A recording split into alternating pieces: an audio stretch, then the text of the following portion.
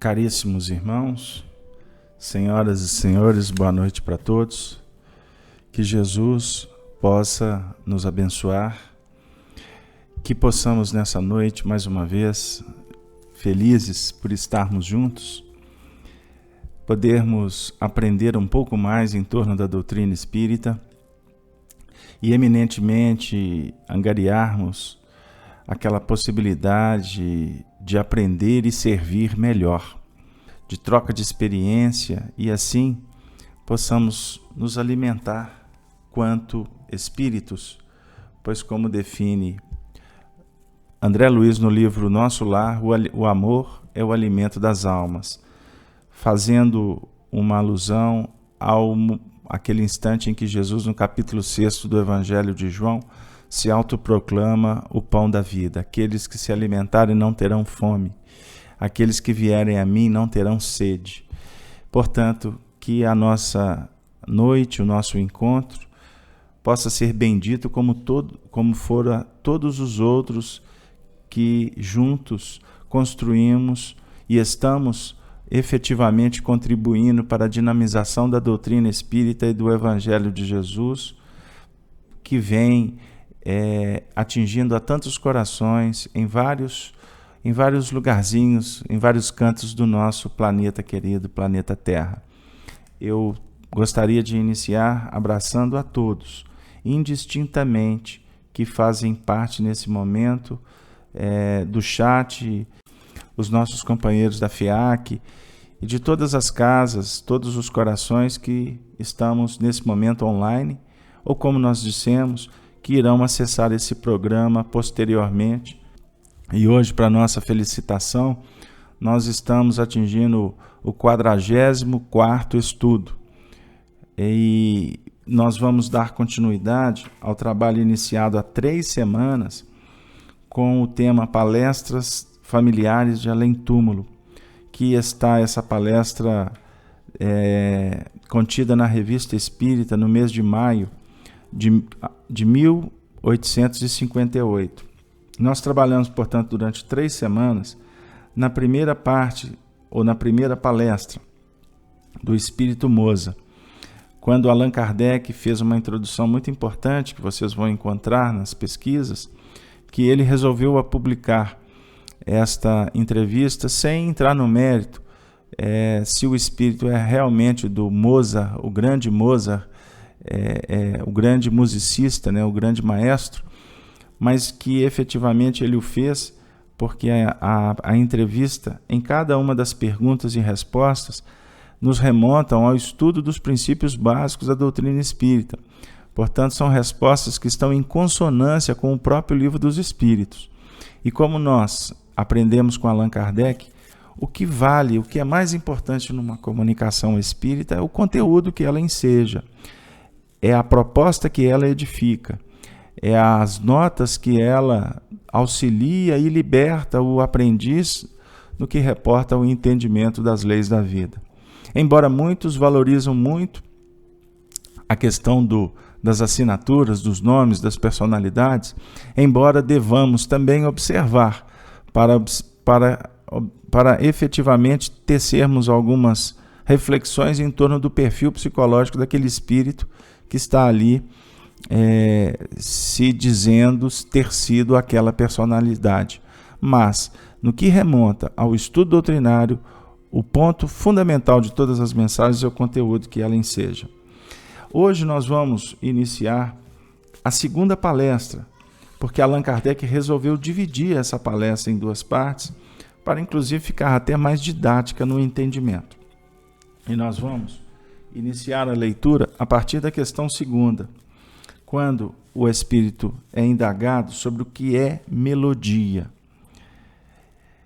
Aí a resposta é dada assim: para ti, no caso o indagador, é muitas vezes uma lembrança da vida passada.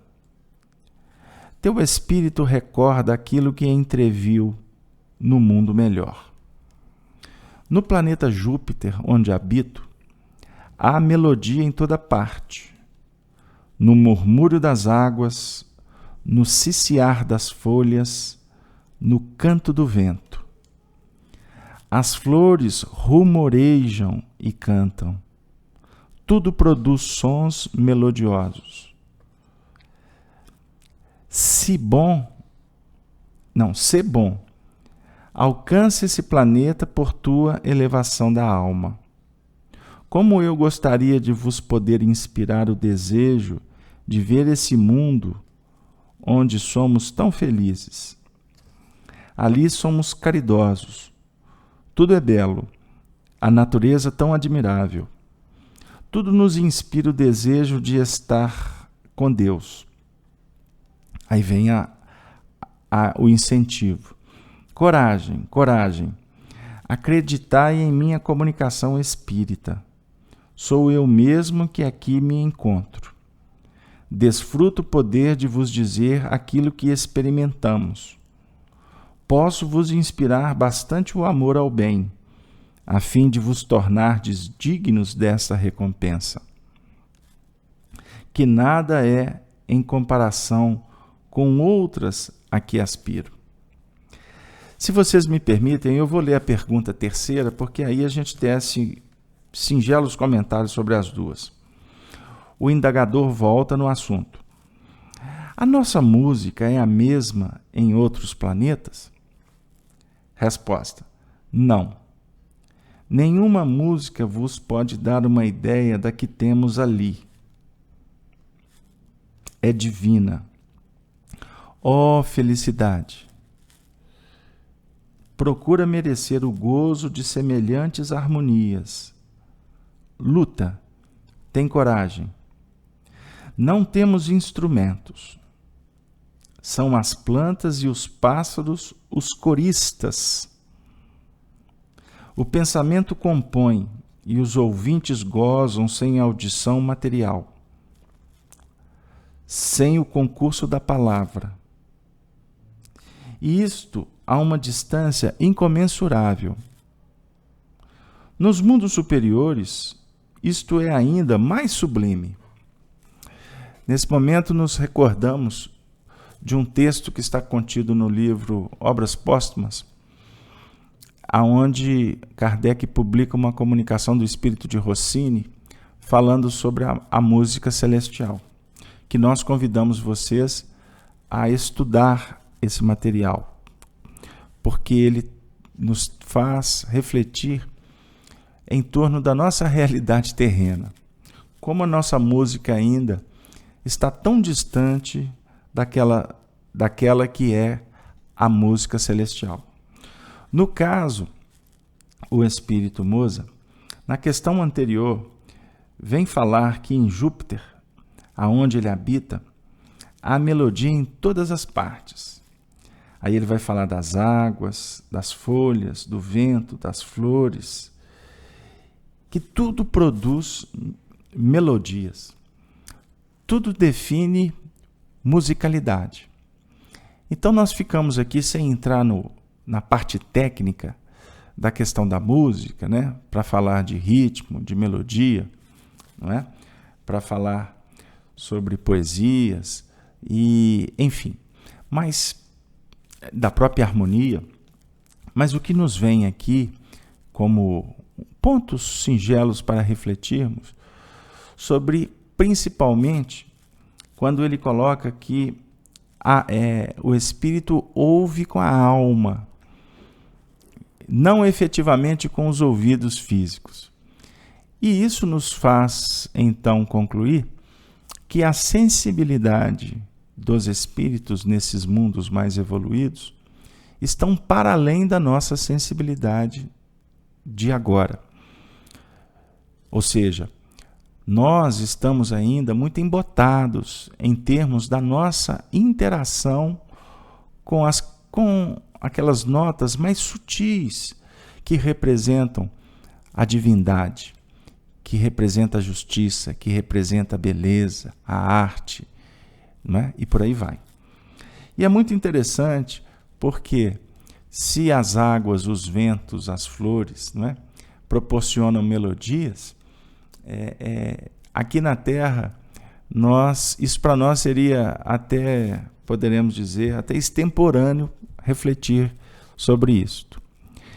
E aí a gente observa, por exemplo, a postura diferenciada daqueles seres que estão, vamos dizer assim, mais interagidos com o mundo superior, o mundo espiritual, que quando encarnados nos trazem, nos seus comportamentos, nas suas falas, reflexões que nos aproximam um pouco do que acontece nos mundos superiores.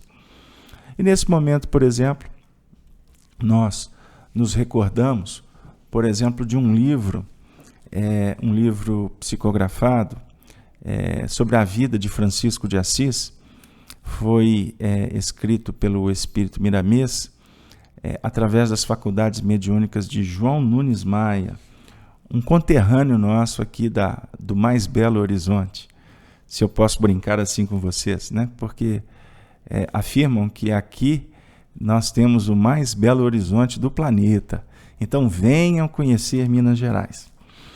E nessa obra, o autor espiritual tem um trecho que ele faz uma narrativa de um momento em que Francisco de Assis falava do Evangelho, quando estava numa ilha, e ele, falando do Evangelho na beira da praia, os peixes se reuniam em cardumes e ficavam como que em festas, pulando por sobre as águas, se manifestando de uma forma muito importante, que era como se os peixes estivessem ouvindo Francisco de Assis. E isso nos remonta à sensibilidade aguçada desse espírito de escola que esteve entre nós, que tinha a capacidade, a fé, de expressar-se em nível de amor, e um amor que oferecia alimento para os seres inferiores. Não é? Muito interessante isso. E no caso aqui, se dá o contrário. Somos nós que precisamos de aprender a entrar nas vibrações legítimas do amor para podermos compreender o que acontece nos diversos reinos. Porque as expressões nos reinos inferiores, elas definem para nós melodias que expressam a própria vontade divina. Então é quando o poeta diz que vê Deus no olhar de uma mãe que amamenta, numa haste que sustenta uma flor desabrochando. A gente pode ver Deus em todos os momentos da nossa vida, em todas as circunstâncias, através das pessoas, através da natureza, através de todos os recursos, enfim, que a providência divina coloca nas nossas mãos. Mas para isso precisamos de treinar, de nos aprimorar. E também aqui agora nos chega uma recordação de Chico Xavier, que confidenciava a alguns amigos que ele conversava com as rosas que ele tinha em sua casa. Muitas vezes ele desabafava, muitas vezes ele expressava notas de estímulo para o roseral, e enfim, ele tratava as rosas como amigas dele. É óbvio que aqui não vamos entrar num campo místico, porque não é possível as rosas pensarem, mas é importante refletirmos que no reino vegetal há sensibilidade, e dependendo do nível vibracional que nós inteiramos, ou que nós, vamos dizer assim, irradiamos, nós podemos oferecer estímulo, como podemos também definir até, vamos dizer assim, um certo impedimento para o desenvolvimento desses seres. E isso nos faz também refletir em torno do próprio livro Gênesis de Moisés, quando os iniciáticos definem para nós a necessidade do homem ser soberano sobre os reinos inferiores, né? Dominar os peixes do mar, as aves dos céus, os animais da terra. Enfim, dentro de uma escala evolutiva, nós temos que aprender e efetivamente nos responsabilizar por aqueles que estão sob a nossa guarda. Lembrando que eles podem nos oferecer recursos inimagináveis para atingirmos os altiplanos da vida. Então fica para nós aqui um convite, se vocês me permitem uma brincadeira, fica aqui um convite para que nós possamos nos preparar para habitar os mundos superiores, não é mesmo? Para que nós possamos nos preparar para receber e, se assim os jovens afirmam, né, podermos curtir melodias siderais. E, inclusive, até a partir do momento em que começarmos a observar e selecionar melhor aquelas músicas que têm, muitas vezes, nos visitado, né? Ou que nós temos ainda trabalhado na prateleira das nossas predileções. Mas esses são assuntos que precisam ser tratados com muito carinho. Na pergunta 4ª, é feita assim ao espírito: qual a duração da vida de um espírito encarnado em outro planeta que não o nosso? Olha que pergunta interessante. Resposta: curta nos planetas inferiores, mais longa nos mundos como esse, onde tenho a felicidade de estar. Em Júpiter, ela é, em média, de 300 a 500 anos. My God! Queridos amigos, mais ou menos 300 anos. E a gente, por exemplo, perpassa o estudo do Antigo Testamento e vamos ver aquelas gerações, né, daqueles seres que tinham 500 anos, 300 anos, 400 anos. Embora ali representa um simbolismo das gerações, não é? Porque cada espírito ali que se apresenta como tendo 800 anos, na realidade, aquilo ali representa um ciclo de toda uma linhagem espiritual, de uma família espiritual que vai, vamos dizer assim, trabalhar naqueles domínios do tempo. Mas também, intuitivamente, os escritores que definiram os textos trazem reminiscências desses mundos superiores, aonde a longevidade é maior. E nós aprendemos na própria Revista Espírita que quanto mais então é evoluído o mundo, maior tempo é a reencarnação, porque a lei é a mesma da reencarnação dos mundos inferiores. Só para lembrar, questão 132 do Livro dos Espíritos. Qual o objetivo da reencarnação? Aí os espíritos respondem para Allan Kardec: Deus vos impõe a reencarnação com o fim de vos fazer progredir. Para uns expiação, para outros missão. Nos mundos superiores, portanto, a caracterização são de reencarnações missionárias, de reencarnações no âmbito de uma prova mais, vamos dizer assim, mais sutilizada, fazendo uma comparação com as provas que nós perpassamos, que nós temos que vencer nesse nosso mundo de agora. Agora é interessante, porque no nosso mundo costuma o espírito permanecer no mundo espiritual um tempo maior.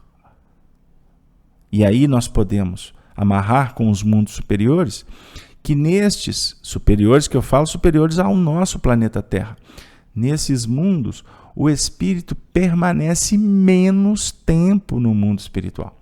Então o intervalo entre uma encarnação e outra é muito mais breve, muito mais curto do que é aqui na Terra.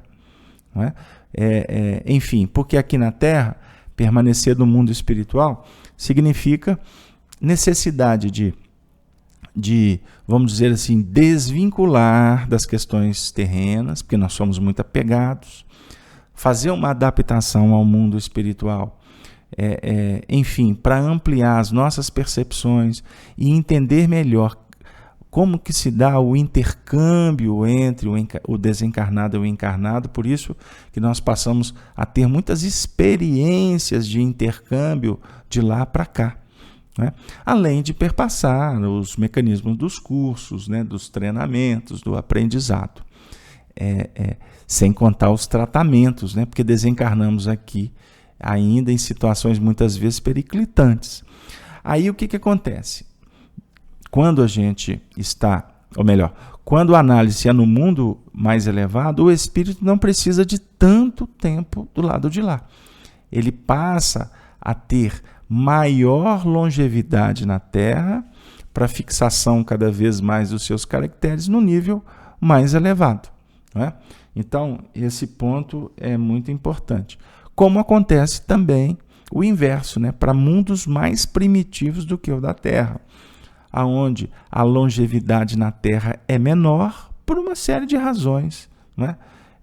O próprio primitivismo, a falta de recursos de saneamento, de saúde, não é? Alimentação precária nos mundos inferiores, alimentação mais densificada.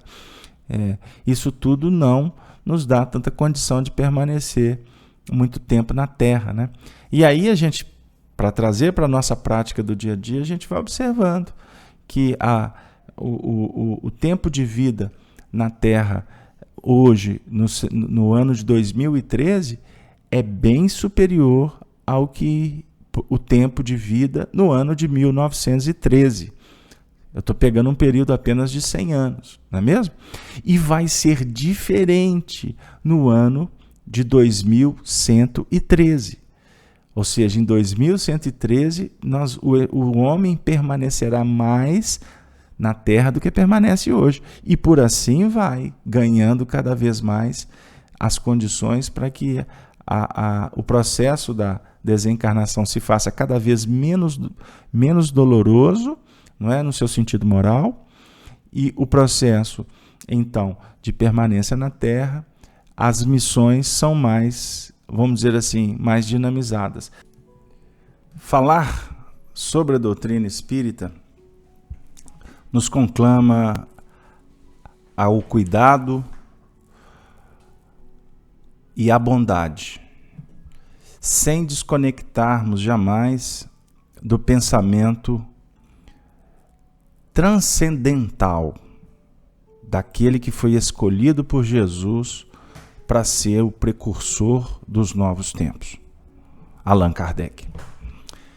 Juarez, você disse que quando o Senhor promete que irá derramar o seu Espírito por sobre toda a humanidade, nos faz recordar o capítulo 8 do Evangelho de João, no versículo 12. Eu sou a luz do mundo. Aqueles que me seguem não andarão em trevas, mas terão a luz da vida. É muito importante nós, nesse momento, relembrarmos que ele, como a luz crística, ele se apresenta soberanamente em todos os momentos, para todos os corações indistintamente, que fazemos parte da humanidade planetária. Mas, ao mesmo tempo, como Jesus, o Mestre Senhor, é necessário que aprendamos com Ele para nos conectarmos com Ele. Por isso é que ele define a equação: aqueles que me seguirem não andarão em trevas. A definir que a luz dele nos atende como misericórdia. Mas é necessário que cada um de nós possamos fazer a nossa parte para seguir essa misericórdia sendo misericordiosos. Porque sendo misericordiosos, jamais estaremos em trevas. E com isso ganharemos a luz da vida. A luz que preenche, a luz que alimenta, a luz que esclarece, portanto, a luz que liberta. Muito importante a sua colocação, porque nós estamos, nesse momento, fazendo um estudo em torno de uma sessão ou de uma comunicação espírita, e que está sendo tratado aqui com uma visão de profundidade, embora sabemos que a nossa visão ainda não nos permite adentrar tanto. Ficamos, vamos dizer assim, mergulhando num poço raso. Mas quando nós falamos de profundidade, no seu sentido de procurar entender um pouquinho mais do que entendíamos ontem, para que amanhã possamos entender mais ainda do que hoje estamos deduzindo. Nós estamos aqui analisando sobre a ótica da alma, procurando nessas reflexões trazermos para o nosso conteúdo, para o nosso dia a dia, para que não fiquemos apenas nas informações doutrinárias, embora esclarecedoras e de um valor ainda não compreendido por nós. Porque o tempo todo, o Juarez frisou bem, citando o Livro dos Médiuns, nós estamos intercambiando com as esferas espirituais. O tempo todo, não é só na sessão espiritista. Esse momento agora, embora estejamos numa sala de estudo, a gente sempre bate na tecla, e vocês sabem disso. Nós estamos nos intercambiando como espíritos. Nós estamos trabalhando a nossa sensibilidade. Nós estamos, nesse momento, trocando vibrações. Eu não estou olhando nos seus olhos. Você não está observando as minhas expressões faciais. Mas nós estamos aguçando as nossas percepções para sentir o que o outro está trazendo. Isso não é confuso. Nós estamos vendo algumas ponderações e concordamos com todas, mas nesse momento é um instante em que estamos sendo convidados para sentir Deus, sentir a vida, conforme foi colocado pelo Jurandir, que precisa sentir Deus para se alimentar. Jurandir, e é isso mesmo. Quando Jesus fala que Ele é o pão da vida, Ele quer definir para nós que nós não temos que se alimentar do corpo dele ou do espírito dele. Espírito como individualidade. Mas no momento em que nós entendemos o que Ele nos propõe e realizamos, o prazer, a felicidade do servir, do estar diante da oportunidade realizando, alimenta o espírito para a eternidade, meu amigo. E isto é que nós precisamos de refletir como alimentação espiritual. Amor. Ame, ame, ame sempre. Porque amando, a nossa alma se purifica. É o que o religioso fala de Espírito Santo. O religioso tradicional fala do Espírito Santo como o Espírito que vem do alto e que vem e entra dentro da gente, e aí nós começamos a falar muitas línguas. Embora os Espíritos que representam a verdade e a justiça, eles vêm nos auxiliar e que se comunicam com a humanidade através dos médiuns, e nós vemos isso como as suas obras, não é? O conteúdo do que trazem, mas o Espírito Santo poderia ser tratado por nós como aquela condição da alma que se purifica no trabalho do bem. Aí nós nos conectamos com o próprio Senhor da vida. Nós passamos a estagiar, mesmo que em alguns instantes, em mundos superiores, como aqui estamos refletindo sobre Júpiter, que está sendo colocado para nós por revelações espíritas como um planeta mais evoluído do que o nosso. Ah, Carlos Alberto, mas eu não sei, eu não consigo dimensionar como é que deve ser a vida lá, porque os equipamentos dos homens não conseguem registrar cidades, rios, mares. Mas, meu amigo, não fica preso às questões de percepções humanas. A dimensão da que a sociedade de Júpiter vive está para além dos nossos acanhados sentidos. E por isso é que os homens ainda não podemos registrar nos nossos laboratórios terrícolas, que ainda são terríveis, se eu posso assim imaginá-los, fazendo uma alusão aos laboratórios dos mundos superiores. Mas em se comparando com os mundos primitivos, nós já alcançamos o patamar máximo de evolução tecnológica e intelectual. É a escala espírita, é a ordem do progresso. Então são pontos para que nós possamos analisar com muito carinho, com muito critério.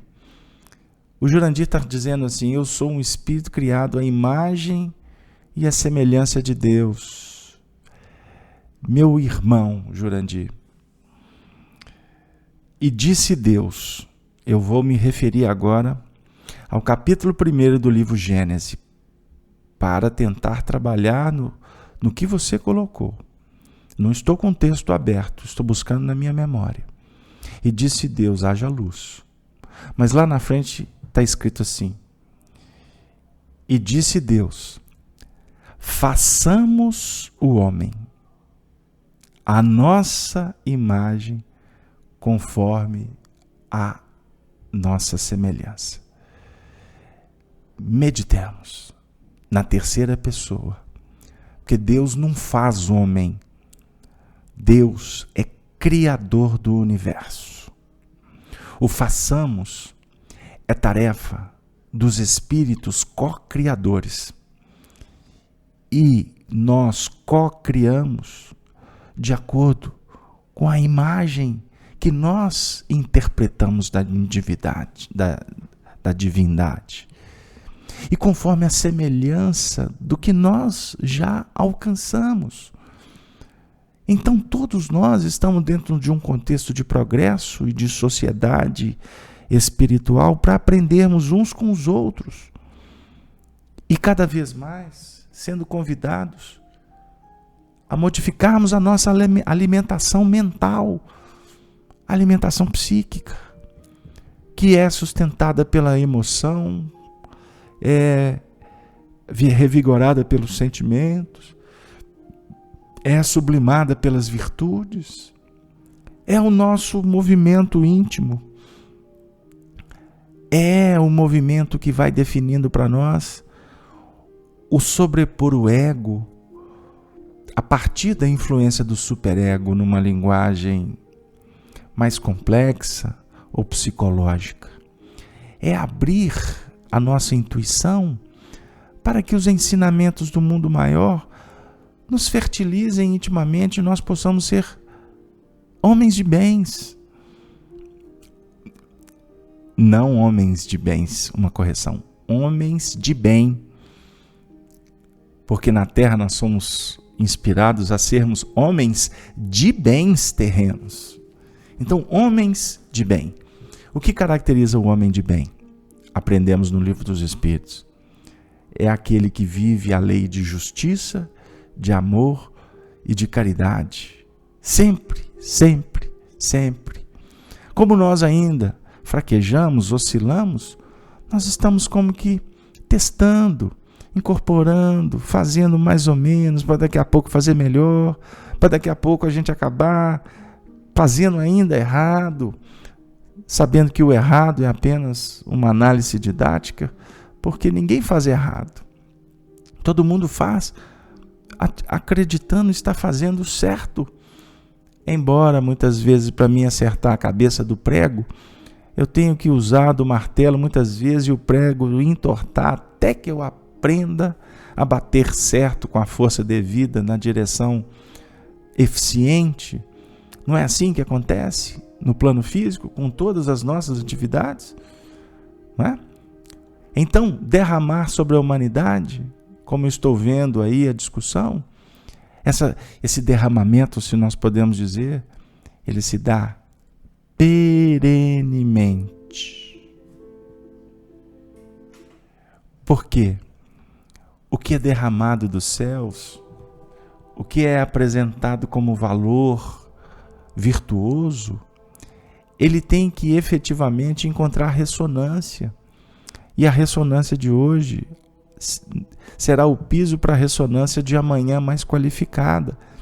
Então por isso é que Jesus definiu que não nos deixará órfãos. Agora ele está conosco, tomando conta do que nós estamos fazendo? Não. Ele não nos deixará órfãos, estará conosco, porque o tempo todo Ele estará nos informando. Ele estará colocando nas nossas mãos chaves, para que essas chaves sejam manuseadas para abrirmos os portais da imortalidade. Por isso reencarnação, por isso oportunidade, por isso redenção, por isso reajuste, por isso missão, por isso prova, por isso expiação. O assunto para nós é extremamente desafiador, não é? O assunto para nós é efetivamente libertador. Por isso é que doutrina espírita não podemos aprendê-la a brincar, como ensina Allan Kardec. Temos que implementar um estudo sério, e o estudo sério se caracteriza pela continuidade que se lhe dá.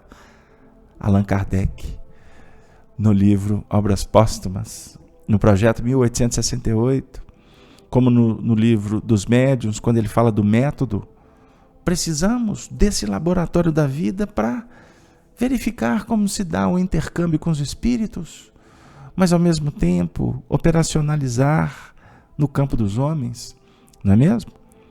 Nos socializar, cuidar da família, cuidar dos filhos, como está sendo colocado no chat, trabalhando de sorte a facilitar o caminho dos filhos, mas não robotizando os nossos filhos ou querendo que os nossos filhos façam o que nós somos frustrados por não ter feito, ou que os nossos filhos não percorram os caminhos que nós um dia percorremos acreditando ter sido melhor.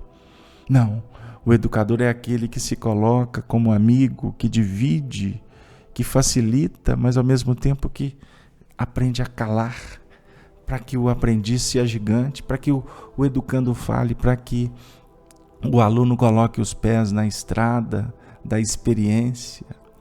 Ah, meus queridos amigos, e eu agradeço profundamente ao Juarez pela participação dele, porque ele veio trazer um colorido muito especial ao estudo. E, inclusive, Juarez, eu queria que você fizesse uma reunião com a coordenação Chanri e pedir para ela, em misericórdia, que me dê mais oportunidade, porque eu parei na pergunta 4. E são 34 perguntas e respostas dessa segunda palestra do Espírito Moza. Então, Chanri, meu Deus, eu vou ter que voltar no tema, não é? Aí, o Juarez agora no chat carinhosamente está dizendo assim, teremos o tempo todo. Aí, Juarez, você me faz lembrar do poeta que diz assim, temos todo o tempo do mundo, não é?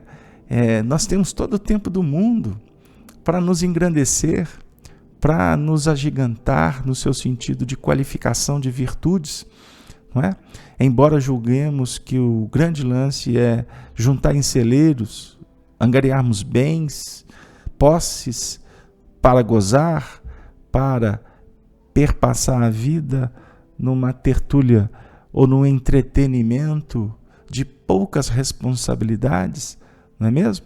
Então, meus amigos, nós temos todo o tempo do mundo, e por isso é que a sala falando do Espiritismo na Rede Amigo Espírita, graças a Deus, não nos impõe uma metodologia que nos obriga a abordar um tema fechado ou nos impede de dinamizar, de usar a intuição, porque a ortodoxia do ensino que temos visto no movimento espírita, muitas vezes informa muito mais do que forma, dá muito mais notícias do que promove educação espiritual. Por isso, um estudo, para ser produtivo, ele precisa de intercâmbio, ele precisa de troca de experiência, ele precisa que nós possamos usar mais a intuição para trabalharmos as nossas demandas.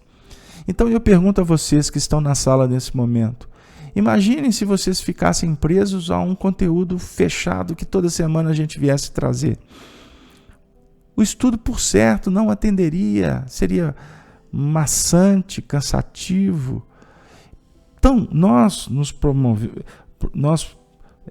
sempre propomos trazer um conteúdo, mas ao mesmo tempo cuidar com muito carinho de todas as manifestações que são particulares, mas acabam sendo grupais, que são manifestadas no chat e através das perguntas e das participações que são endereçadas por vocês vibratoriamente.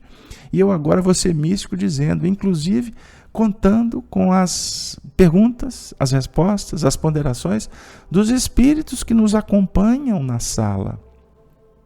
Temos tutores, temos orientadores, temos médicos, sim, temos terapeutas espirituais que estão cuidando da gente nesse momento. Nós temos nesse momento espíritos aprendizes que estão como nós, todos aqui, com dúvidas, com necessidades das mais variadas. E amigos, graças a Deus, nós também temos os nossos amigos espirituais que durante o momento que estamos na sala, em casa, no quarto, no hospital, ou estou ouvindo esse áudio na madrugada pela Rádio Fraternidade, ou gravando como podcast no meu celular, no meu MP4. Esse momento é um momento mágico. É um momento em que o papai desencarnado, a mamãe desencarnada, o filho, o esposo, a esposa, o amigo, o titio, a vovó, o parente, o vizinho, eles encontram em nossos corações aquele sofá confortável, e eles vêm, sentam conosco, se felicitam, se rejubilam, diminuem um pouco a saudade e fazem prece com todos nós, para que nós aqui na Terra, nesse planeta bendito, cresçamos mais um pouco, e eles no mundo espiritual continuem o desiderato de aprender, de se prepararem, para depois retornarem às lides terrenas. Queridos amigos, bondosas irmãs, nós vamos suspender a nossa reunião de hoje, convidando a vocês a retornarem na próxima semana para um novo programa sobre os princípios básicos da doutrina espírita e do Evangelho, aonde nós vamos trabalhar a questão 5ª em diante dessa segunda palestra do Espírito Moza. E para encerrar, se eu posso assim me expressar, eu peço a vocês, carinhosamente, que nos concedam mais 2 minutinhos, porque nós separamos uma poesia que foi psicografada por Francisco Cândido Xavier, está contida no livro Parnaso de Além-Túmulo, de 1932. O espírito que ditou é a bondosa, carinhosa poetisa Alta de Souza. E a lição, a poesia é intitulada Em Paz. Tanto roguei a paz consoladora durante os meus amargos sofrimentos, elevando a Jesus meus pensamentos, que recebi a paz confortadora. Sentindo-me feliz, ditosa agora, nessas paragens de deslumbramentos, onde terminam todos os tormentos que inundam de amargor a alma que chora. Jesus, doce Jesus meigo e bondoso, quanto agradeço a paz que concedestes ao meu viver tristonho e doloroso. E desse lindo oásis encantado, canto de luz dos páramos celestes, bendigo o vosso amor ilimitado. Querido Jesus, nós te agradecemos por tudo, pelo apoio, pelo consolo, pelo remédio, pelo amigo, pela família, pela mediunidade, pela casa espírita, pelo trabalho profissional, pela escola que nos acolhe. Senhor Jesus, nós agradecemos aos amigos espirituais que nos inspiram, mas também te concedemos aquela condição de servidores, ainda tímidos, mas te pedindo, Senhor, a proteção para que jamais possamos desistir de ceder, para que jamais possamos olvidar a importância de comparecer, para que possamos valorizar um instante de doar, aquele movimento de amar, de perdoar, de abençoar. Ó Senhor Jesus, esteja conosco sempre, para que, como ainda teus seguidores tímidos, vacilantes, inconsequentes, incoerentes, Senhor Jesus, que possamos te amar, mesmo assim, dando-nos sempre ao teu labor, que é renovador, para esse mundo de dor, para que todos os homens possam encontrar o teu calor, através da esperança e do teu ardor, naqueles movimentos em que efetivamente nós todos nos rejubilamos por estar envolvidos por ti, Senhor, que é o nosso único pastor. Obrigado, Jesus. Obrigado por tudo. Obrigado, senhoras e senhores. Obrigado. Que possamos ter uma boa noite e que possamos estar novamente juntos na próxima semana. Que assim seja. Ave Cristo. Ave Luz. Ave, ave, ave Jesus. Que assim seja. Boa noite para todos.